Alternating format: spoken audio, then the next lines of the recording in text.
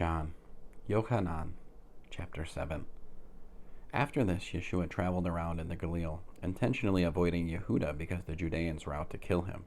But the festival of Sukkot in Yehuda was near, so that his brothers said to him, "Leave here and go into Yehuda, so that your Talmudim can see the miracles you do.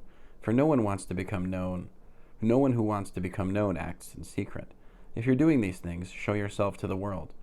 His brothers spoke this way because they had not put their trust in him. Yeshua said to them, "My time has not yet come, but for you any time is right. The world can't hate you, but it does hate me, because I keep telling it how wicked its ways are. You go on up to the festival. As for me, I am not going up to this festival now, because the right time for me has not yet come." Having said this, he stayed on in the Galilee. But after his brothers had gone up to the festival, he too went up, not publicly, but in secret. At the festival, the Judeans were looking for him. "Where is he?" they asked. And among the crowds there was much whispering about him. Some said, "He's a good man," but others said, "No, he is deceiving the masses." However, no one spoke about him openly for fear of the Judeans.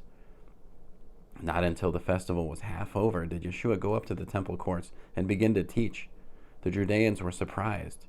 "How does this man know so much without having studied?" they asked. So Yeshua gave them an answer.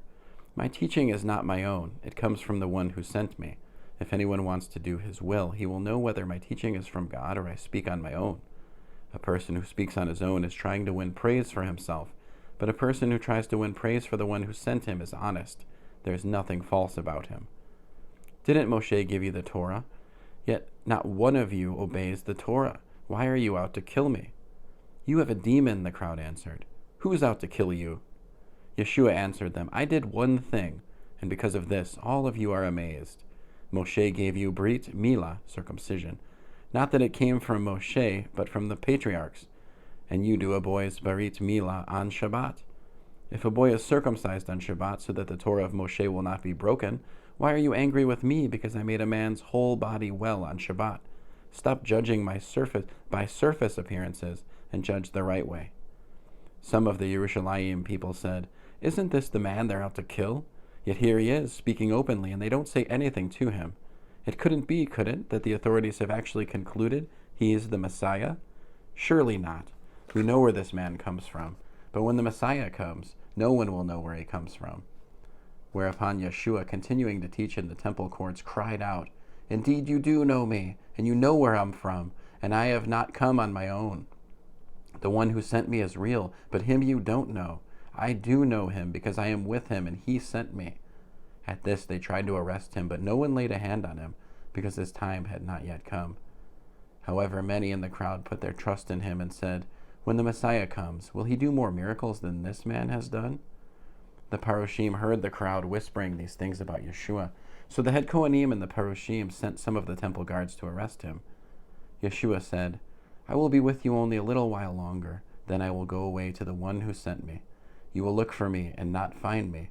Indeed, where I am, you cannot come." The Judeans said to themselves, "Where is this man about to go, that we won't find him? Does he intend to go to the Greek diaspora and teach the Greek-speaking Jews? And when he says, 'You will look for me and not find me, indeed, where I am, you cannot come,' what does he mean?" Now on the last day of the festival, Hoshana Rabbah, Yeshua stood and cried out, "If anyone is thirsty, let him keep coming to me and drinking. Whoever puts his trust in me, as the scripture says, rivers of living water will flow from his inmost being." Now he said this about the Spirit, whom those who trusted in him were to receive later. The Spirit had not yet been given, because Yeshua had not yet been glorified. On hearing his words, some people in the crowd said, "Surely this man is the prophet." Others said, "This is the Messiah." But others said, "How can the Messiah come from the Galilee?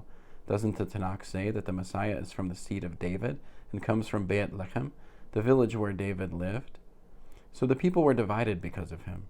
Some wanted to arrest him, but no one laid a hand on him. The guards came back to the head Kohanim and the Parushim, who asked them, "Why didn't you bring him in?" The guards replied, "No one ever spoke the way this man speaks." "You mean you've been taken in as well?" the Parushim retorted. "Has any of the authorities trusted him, or any of the Parushim?" "No. True, these Am Haaretz do, but they know nothing about the Torah. They are under a curse." Nakdimon, Nicodemus, the man who had gone to Yeshua before and was one of them, said to them, Our Torah doesn't condemn a man, does it? Until after hearing from him and finding out what he's doing. They replied, You aren't from the Galil too, are you? Study the Tanakh and see for yourself that no prophet comes from the Galil. Then they all left, each one to his own home. End of John. Yochanan, chapter 7.